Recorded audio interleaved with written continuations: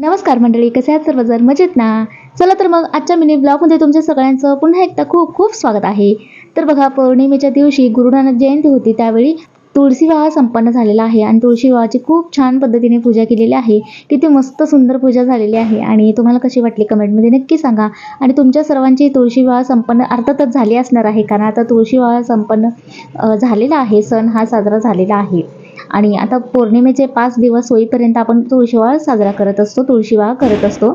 तर यावर्षी 4 दिवसाची तुळशीविवाह आलेला आहे आणि त्या चौथ्या दिवशी मी पूजा केलेली आहे, कारण देवदर्शनासाठी गेलो होतो आणि पहिल्या दुसऱ्या तिसऱ्या दिवशी तर घरी नव्हतो, त्यामुळं चौथ्या दिवशी केलेली आहे. तर पूजा कशी वाटली कमेंटमध्ये नक्की सांगा.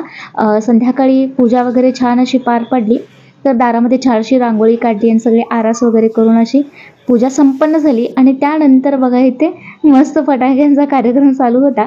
तर दिवाळीमध्ये आणलेले लक्ष्मीपूजनासाठी जे काही फटाके वाजवले होते, त्यातल्या सुरसुर काड्या शिल्लक राहिलेल्या आणि त्याच्या इथे मजा घेतली. तर चला, आता दुसरा दिवस उजाडलेला आहे आणि सकाळी उठल्याबरोबर फ्रेश वगैरे झाली आणि जी तुळशी पूजाची मांडणी केली होती ती सगळी काढून घेतली आणि छान सगळ्या जागच्या जागी वस्तू ठेवून दिल्या.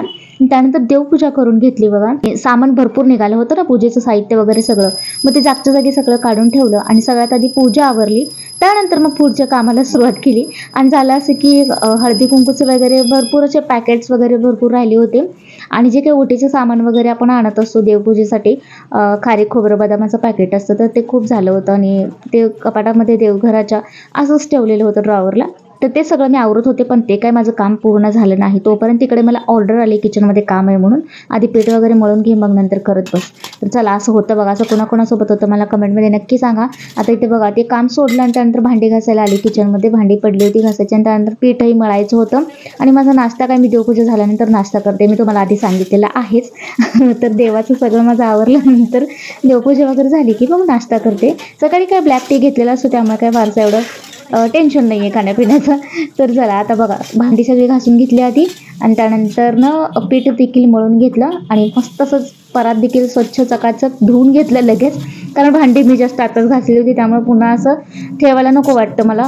भांड्यांचा पसारा अजिबात आवडत नाही.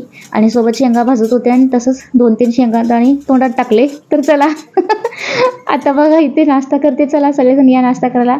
शाबू रात्री भिजत घातला होता आणि सकाळी मस्त अशी नाश्त्यासाठी खिचडी केली. आणि तर चला, मग आजचा ब्लॉग तुम्हाला कसा वाटला कमेंटमध्ये सांगा आणि लाईक शेअर सबस्क्राईब नक्की करा. Bye bye.